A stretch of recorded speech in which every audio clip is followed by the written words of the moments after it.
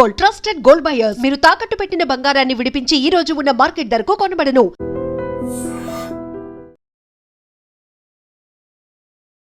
నమస్తే, welcome to I dream. నేను వలి. ప్రస్తుతం వలికాలో జాయిన్ అయ్యారు భారతీయ జనతా పార్టీ అధికార ప్రతినిధి కృష్ణకాంత్ గారు. కృష్ణకాంత్ గారు నమస్తే అండి. సార్ నమస్తే వాలి గారు. కృష్ణకాంత్ గారు, తమిళనాడులో ప్రజలు మార్పు కోరుకున్నారు. ఆ మార్పు అట్లాంటి ఇట్లాంటి మార్పు కాదు. వేరులోకి పోయినటువంటి అధికార ప్రతిపక్షాలను కూడా పక్కన పెట్టేసి హీరో విజయ్ పెట్టినటువంటి పార్టీ టీవీకేకు బ్రహ్మరథం పెట్టారు. దాదాపు ఇక అధికారం కన్ఫర్మ్ అయినట్టుగా మనకి ట్రెండ్స్ కూడా కనిపిస్తున్నాయి. 118 అక్కడ మ్యాజిక్ ఫిగర్, 110 స్థానాలు లీడ్ కనిపిస్తోంది. అంటే ఆల్మోస్ట్ ఇక అధికారానికి చేరువైపోయినట్టే. ఇంకా వాళ్ళు వీళ్ళు ఎవరైనా కలిస్తే ఇంకా ఆయన ముఖ్యమంత్రిగా ప్రమాణ స్వీకారం చేయడమే తరువు అయినట్టుగా ఉంది. అసలు మీరు ఊహించారా? సార్ వలి గారు, ఇవాళ రోజు చూసుకుంటే ఇది కొద్దిగా మేము ఊహించాము, కానీ మరి ఇంత శాతం వస్తుందా లేదా టీవీ కేక్ అన్నది మాత్రం మేము అంతగా అనుకోలేదు. కానీ ఎప్పుడైతే యాక్సిస్ మై ఇండియా సర్వే ఒకటి వచ్చిందో ప్రదీప్ గుప్తా గారిది, అప్పుడు మేము కొద్దిగా ఆలోచించాం. కాకపోతే నేను అప్పుడు కూడా వేరే ఛానల్స్ చెప్పడం జరిగింది. కాకపోతే ఒక ఫిలిం బేస్డ్ పార్టీకి, అంటే యాక్టర్ బేస్డ్ పార్టీకి గత 20 ఏళ్లలో ఇంత ఓటు శాతం పెరిగే ఓటు శాతం వచ్చే మొదటిసారి, అది కూడా మొదటిసారి ఇంత ఓటు శాతం వచ్చే దాఖలాలు చాలా తక్కువ. గత 20 ఏళ్లలో మీరు చూస్తే అంతకుముందు ఎప్పుడో ఎన్టీ రామారావు గారు పెట్టినప్పుడు వచ్చింది 35% ఓటు శాతము. ఎంజీఆర్ గారు, దానికంటే ముందు ఎంజీఆర్ గారు పెట్టారు తమిళనాడులో, అప్పుడు వచ్చింది. కానీ రీసెంట్ కాలంలో తమిళనాడులో కానీ ఆంధ్రప్రదేశ్ కానీ ఎక్కడైనా సరే ఈ యాక్టర్ బేస్డ్ పార్టీలు, అంటే యాక్టర్స్ పెట్టిన పార్టీలు అంత ఓటు శాతం రావడం చాలా తక్కువ. సో గత 20 ఏళ్లలో మీరు చూస్తే ప్రజారాజ్యం పార్టీ ఒకటి చాలా దగ్గరగా వచ్చింది, 18% ఓటు పర్సెంటేజ్ వచ్చింది అప్పట్లోనే చిరంజీవి గారు పెట్టినప్పుడు. సో అదే లాస్ట్. దాని తర్వాత అంటే ఫస్ట్ టైం ఎలక్షన్స్కి వెళ్ళినప్పుడు నేను చెప్పేది. దాని తర్వాత పవన్ కళ్యాణ్ గారు ఒక నిర్దిష్టమైన 10-15 ఏళ్ల కృషితో ఆయన ఇవాళ రోజు సాధించుకున్నారు. ఇంత ఓటు పర్సెంటేజ్ సాధించగలిగారు. 21 సీట్స్ గెలిచారు నుంచిన చోట్ల. అండ్ ఇప్పుడు మాతో పాటు గవర్నమెంట్ ఫామ్ చేశారు. సో అది చాలా కష్టం, కృషితో వచ్చింది ఆయనకి. సో అలా ఉంటదేమో విజయ్ గారికి కూడా మొదటిసారి రావడం కొద్దిగా చూడాలి, ఆలోచించాలా అన్నా నేను. కానీ ఇవాళ రోజు రిజల్ట్స్ చూస్తే మాత్రం చాలా డిఫరెంట్ గా ఉంది. అంటే నాకు ఇక్కడ ఏమర్థమైందంటే యూత్, ముఖ్యంగా యూత్ ని అట్రాక్ట్ చేయడంలో టీవీకే పార్టీ కొద్దిగా సక్సెస్ అయిందనే చెప్పుకోవాలి. మనం ఎప్పుడైనా ప్రాక్టికల్ గా మాట్లాడుకోవాలి సార్. సో నాకు అనిపిస్తుంది, నేను చెప్తున్నాను. సో నాకు తెలిసి యూత్ బాగా ఈసారి అట్రాక్ట్ అయ్యి టీవీకే విజయ్కి, ఆయన కొద్దిగా ఫ్యాన్స్ ఎక్కువ ఉంది, యూత్ ఫాలోయింగ్ కూడా ఎక్కువ ఉంది కాబట్టి సో ఆ విధంగా పెద్ద ఎత్తున వచ్చి ఓటింగ్ చేశారని చెప్పి తెలుస్తున్నది. But at the same time మీరు చూస్తే ఏఐడిఎంకే అండ్ బీజేపీ అలయన్స్ కూడా మాకు ఆన్ పార్ మంచిగానే వస్తున్నాయి మాకు సీట్లు. మీరు చూస్తే మేమేమి డిఎంకేతో పోలిస్తే మేము ఇంకా లీడింగ్ లో ఉన్నాం, ఫ్రాంక్ చెప్పాలంటే. అవునా? ఇప్పుడు ఎగ్జాక్ట్లీ ఇప్పుడు ట్రెండ్స్ ప్రకారం అయితే మేము డిఎంకే, అక్కడ రూలింగ్ గవర్నమెంట్ డిఎంకేతో పోలిస్తే ఏఐడిఎంకే అండ్ బీజేపీ మాత్రం చాలా మేము లీడింగ్ లోనే ఉన్నాం. సో ఈ లెక్కన విజయ్ గారు రావడం వల్ల మాకు ఇది కొద్దిగా డివైడ్ అయ్యి ఇదంతా ఇదైంది. కానీ ఒకవేళ విజయ్ గారు కనుక, just I'm telling you, Vijay గారు కనుక పార్టీ పెట్టకపోయి ఉంటే మాత్రం ఖచ్చితంగా ఈసారి ఏఐడిఎంకే బీజేపీ ఎన్డీఏ గవర్నమెంట్ అక్కడ వచ్చేది తమిళనాడులో, అందులో ఎటువంటి డౌట్ లేదు. ఈ ట్రెండ్స్ చెప్తున్నాయి. విజయ్ గారు రావడం వల్ల కొద్దిగా యూత్ అట్రాక్ట్ అయ్యి కొద్దిగా అక్కడ వేయడం వల్ల కొద్దిగా ఎక్కువ అధికారానికి కొద్దిగా దూరంలో ఉన్నారు సార్ విజయ్ గారు. అధికారానికి కొంచెం దూరంలో ఆగిపోయిన ట్రెండ్స్ ప్రస్తుతం కనిపిస్తా ఉన్నాయి.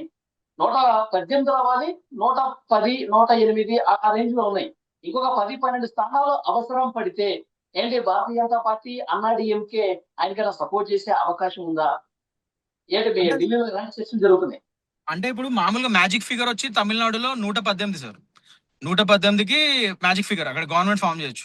సో మీరు చెప్పినట్టుగా ఒకవేళ విజయ్ గారు కనుక అది రీచ్ కాగలేకపోతే, కొన్ని సీట్స్ తేడాతో ఒకవేళ కాలేకపోతే, ఖచ్చితంగా నన్ను అడిగితే ఆయన ఏఐడిఎంకే బీజేపీతోనే, మా యొక్క ఎన్డీఏ గవర్నమెంట్ తోనే కలిస్తే అక్కడ గవర్నమెంట్ ఫామ్ చేయడంలో ఒక మీనింగ్ ఉండి నైతికంగా గెలిచినట్టు అప్పుడే. లేకపోతే మీరు పెట్టిందే పార్టీ డిఎంకేకి అగేన్స్ట్ గా, అక్కడ డిఎంకే అక్కడ రూలింగ్ గవర్నమెంట్ కి అగేన్స్ట్ గా మీరు పార్టీ పెట్టారు. దానికి అగేన్స్ట్ గా పోటీ చేసి ఇవాళ రోజు కొద్దిగా సీట్స్ గెలుస్తున్నారు.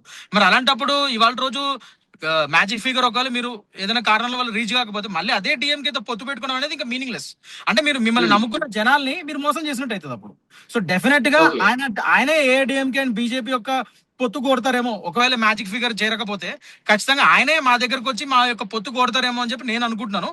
అలా వచ్చినప్పుడు డెఫినెట్ గా మా పార్టీ అధిష్టానం నిర్ణయించి అధికార డిఎంకేకి తర్వాత ప్రతిపక్ష పార్టీలకి సమదూరంలో ఉంటాను, అందుకే నేను సింగిల్ గా పోటీ చేస్తున్నాను, నా ఐడియాలజీ వేరు, వీళ్ళతో వంతన కుదరదు, పొత్తు కుదరదు అని కూడా కళాఖండిగా చెప్పారు. సార్ అంటే ఐడియాలజీ కరెక్టే 100%. ఇప్పుడు అందరికి ఏ పార్టీ ఆ పార్టీకి ఐడియాలజీ ఉంటది. ముఖ్యంగా మా భారతీయ జనతా పార్టీకి ఐడియాలజీ అనేది clear cut. Nation first, party next, దాని తర్వాత సెల్ఫ్ లాస్ట్. ఆ జనరల్లీ అంత గొప్ప ఐడియాలజీ ఉన్న పార్టీలు దేశంలో తక్కువే, మా బీజేపీ పార్టీ తప్ప. సో అందరికి మా ఐడియాలజీ ఉంటదని నేను అనుకోను. కాకపోతే అట్లీస్ట్ మాకు ఉన్న కొన్ని డెవలప్మెంట్ ఆలోచనలు కానీ, పాలసీల ప్రకారంగా కానీ కొద్దిగా ఆలోచనలు కలిస్తే అలాంటి వాళ్ళతో మేము అలయన్స్కి వెళ్తాం. ఇండియా గవర్నమెంట్ అంటే అదే కదా, అలాంటి మాతో కలవాలి వాళ్ళు. అంటే మా యొక్క గవర్నెన్స్ పాలసీతో, డెవలప్మెంట్ పాలసీతో, వాటితో కలిసిన పార్టీస్తోనే మేము ముందుకెళ్తాం. సో విజయ్కి నిజంగానే తమిళనాడుని డెవలప్ చేద్దాము, ప్రోగ్రెషన్ దిశగా తీసుకెళ్దాము, ఈ కరప్షన్ గవర్నమెంట్ ని నేను మొత్తానికి అణిచివేస్తాన ఉద్దేశంతోనే వచ్చాడు కదా ఆయన. మరి అలాంటప్పుడు అవన్నిటికీ మ్యాచ్ అయ్యే పార్టీ మా బీజేపీ పార్టీ అండ్ ఇప్పుడు మాతో పొత్తులోనే ఏడీఎంకే పార్టీ. అండ్ మా బీజేపీ పార్టీ అంటే తెలుసు, సెంట్రల్ గవర్నమెంట్ లో ఇప్పుడు అన్ని రాష్ట్రాల్లోనూ మనం చూసాం, వెస్ట్ బెంగాల్ నుంచి అన్ని చోట్ల మా బీజేపీ ఒక గవర్నెన్స్ ని కోరుకుంటారు. ఎందుకంటే మేము స్థిరమైన గవర్నమెంట్ ఇవ్వగలుగుతాము, స్థిరమైన గవర్నెన్స్ ఇవ్వగలుగుతాము, డెవలప్మెంట్ ఇవ్వగలుగుతాము. అండ్ చాలా సెంట్రల్ లెవెల్లో మనీ ఫండ్స్ ఇచ్చి ఇంకా తమిళనాడుని ఫాస్ట్ గా డెవలప్ చేసే విధంగా కూడా మేము హెల్ప్ చేయగలుగుతాం. సో మాలాంటి పార్టీతో విజయ్ గారు పొత్తు పెట్టుకుంటే అది తమిళనాడు రాష్ట్రానికి లాభం జరుగుతుంది కదా. రెండు పార్టీలు కలిపి ఎన్డీఏ గవర్నమెంట్ ఫామ్ చేసి అక్కడ తమిళనాడు డబుల్ ఇంజన్ సర్కార్ తో ముందుకు తీసుకెళ్లగలుగుతాం. సో అది విజయ్ గారు ఆలోచించుకోవాలి. ఒకవేళ ఆయన మ్యాజిక్ ఫిగర్ రాకపోతే అండ్ నైతికంగా కూడా అదే కరెక్ట్ అంటారు నేను. మీరు డిఎంకే పార్టీకి అగేన్స్ట్ గా, అలా కరప్షన్ కి అగేన్స్ట్ కదా మీరు ఫైట్ చేసింది ఈసారి ఎలక్షన్స్ టీవీకే పార్టీ పెట్టి. మరి మీరు వాళ్ళతో పొత్తు కలిస్తే ఇంకా మీ యొక్క హిపోక్రసీ బయటపడిపోతుంది. అప్పుడు అది చాలా నైతికంగా తప్పంటారు నేను. సో తప్పకుండా ఆయన కరెక్ట్ గా ఆలోచించి ఒకవేళ మ్యాజిక్ ఫిగర్ రీచ్ కాకపోతే మా యొక్క ఏఐడిఎంకే బీజేపీతోనే ఆయన కలుస్తాడని నేను అనుకుంటాను. అప్పుడు మా పార్టీ అధిష్టానం క్లియర్ గా ఆలోచించి వాళ్ళొక నిర్ణయం తీసుకుంటారు. ఇంకోటి అసలు ఏ హీరోకి, ఏ సినీ స్టార్ కి ఈ మధ్య కాలంలో వర్కౌట్ కానిది హీరో విజయ్ విషయంలో ఎట్లా వర్కౌట్ అయిందంటారు? ఎందుకంటే ఆయనకి మొన్న మధ్య కూడా మైనస్లు ఎక్కువ కనిపించినాయి, ఇంకా విజయ్ పని అయిపోయింది అన్నారు. ఏది కరూరు ఘటన జరిగిన తర్వాత దాదాపు 41 మంది చనిపోయిన తర్వాత ఇంట్లో ఇల్లాలి పోరు, విడాకులు కూడా తీసుకుని వస్తుంది, త్రిష వ్యవహారం. సో ఇంత బ్యాడ్ ప్రాపగండా జరిగిన తర్వాత, ఇంత ఆరోపణలు, విమర్శలు వచ్చిన తర్వాత కూడా ప్రజలు ఆయన్ని అక్కును చేర్చుకుని నువ్వు ఎలాగైనా తమిళ పార్టీస్ లో నువ్వు రావాల్సిందే అని చెప్పి ఇంత భారీ మ్యాండేట్ ఇచ్చారంటే ఎట్లా అర్థం చేసుకోవాలి? ఎందుకు అట్లా సాధ్యమైంది ఆయనకంటే? అంటే ఇది నా పర్సనల్ ఒపీనియన్ సార్. ఇప్పుడు అక్కడ ఉన్న కరెంట్ గవర్నమెంట్ డిఎంకే పార్టీ ఇవన్నీ సృష్టించింది ఆయనకి కష్టాలు అని ఒక నేరేటివ్ వెళ్ళింది ప్రజల్లోకి. ఆ కారూరు విషయమే కానీ అది చాలా బాధాకరమైన విషయం. ఎంతో మంది ప్రాణాలు కోల్పోయారు, అది అందరం చాలా బాధపడ్డాం. కానీ అక్కడ సరైన ఈ సెక్యూరిటీ పరంగా కానీ, ఈ సిస్టమ్ ఫెయిల్యూర్ అదంతా అక్కడ డిఎంకే గవర్నమెంట్ వాళ్ళు కదా ప్రొవైడ్ చేయాల్సింది, అక్కడ పోలీస్ వ్యవస్థ కానీ వాళ్ళందరూ. అది వాళ్ళు ఫెయిల్ అయ్యారు. సో ఆ విధంగా అది మళ్ళీ విజయ్ మీదే వేశారు అన్న ఒక నేరేటివ్ వెళ్ళినట్టుంది జనాల్లోకి. ప్లస్ ఎలక్షన్స్ ముందు అతని పర్సనల్ లైఫ్ ని బయటకు తీసుకురావడము, ఇంకా వేరే ఇతర మాటలు మాట్లాడతాము, ఇవన్నీ చేయడం వల్ల అక్కడ రూలింగ్ పార్టీ మాట్లాడింది ఇవన్నీ ఎక్కువ. సో జనాల్లోకి వెళ్ళినట్టుంది అది. అంటే ఇతని కష్టాల్లో పెడుతున్నారు వీళ్ళు, రూలింగ్ పార్టీ కావాలని ఇతన్ని టార్గెట్ చేస్తుంది, ఇతన్ని విక్టిమైజ్ చేస్తుంది అన్న నేరేటివ్ బలంగా వెళ్ళినట్టుంది. సో ఆయనకి స్వతహాగా ఒక ఫిల్మ్ స్టార్, చాలా క్రేజ్ ఉంది ఆయనకి, చాలా మంది ఫ్యాన్స్ ఉన్నారు. అలాంటప్పుడు మన హీరోని ఎవరైనా బాధ పెడుతుంది అంటే అతను ఒక రియల్ లైఫ్ లో కూడా ఒక ప్రొటగానిస్ట్ లా కనబడతాడు మనకి. That is how public sense works. అంటే నా పర్సనల్ ఒపీనియన్, నేను అనుకుంటున్నా. జనాలకు అట్లా ఒక రియల్ లైఫ్ హీరోలకు కూడా ఎన్నో కష్టాలు పడి ఇతను అడుక్కుంటున్నాడు, ఇన్ని కష్టాలు పడుతూ కూడా ఆయన ముందుకెళ్తున్నాడు అన్న ఒక నేరేటివ్ డెవలప్ అయినట్టుంది. ఎస్. సో అదే యూత్ కి అట్రాక్ట్ అయ్యి యూత్ అందుకనే రివెంజ్ ఓటింగ్ లాగా డిఎంకేకి అగేన్స్ట్ రివెంజ్ ఓటింగ్ గా ఈయన వేసినట్టు కనబడుతుంది నాకు. ఇదంతా నాకు తెలిసి ఇదంతా ఎక్కువ youth and 40 years above 40 years వాళ్ళు అండ్ యూత్ ఓటింగ్ ఎక్కువ పడింది అన్నట్టుగా తెలుస్తుంది ఇప్పుడున్న ట్రెండ్ ప్రకారం నేను చూస్తుంది. So most and next leading లో ఎట్లా మేమే ఉన్నాం, NDA alliance party, so AIADMK and BJP. So ఈ ప్రకారంగా నేను అదే చెప్తున్నాను, ఒకవేళ విజయ్ ఫ్యాక్టర్ కనుక లేకపోయి ఉంటే మాత్రం ఖచ్చితంగా ఈసారి మేమే గవర్నమెంట్ ఫామ్ చేసేవాళ్ళం. అది ట్రెండ్సే చెప్తున్నాయి ఇప్పుడు. బట్ ఓకే, విజయ్ గారు వచ్చారు. ఈ రాజ్యాంగంలో ప్రతి ఒక్కరికి పార్టీ పెట్టే హక్కు ఉంది, ఎలక్షన్స్ కంటెస్ట్ చేసే హక్కు ప్రతి ఒక్కరు రాజ్యాంగం కల్పించింది. సో దాని ప్రకారం ఆయన వచ్చారు, దట్స్ ఎ గుడ్ థింగ్, మేము స్వాగతిస్తున్నాం. At end of the day ప్రజల మ్యాండేట్ ని, తమిళనాడు ప్రజల మ్యాండేట్ ని, అది ఏదైనా కానీ మేము స్వాగతిస్తాం సార్.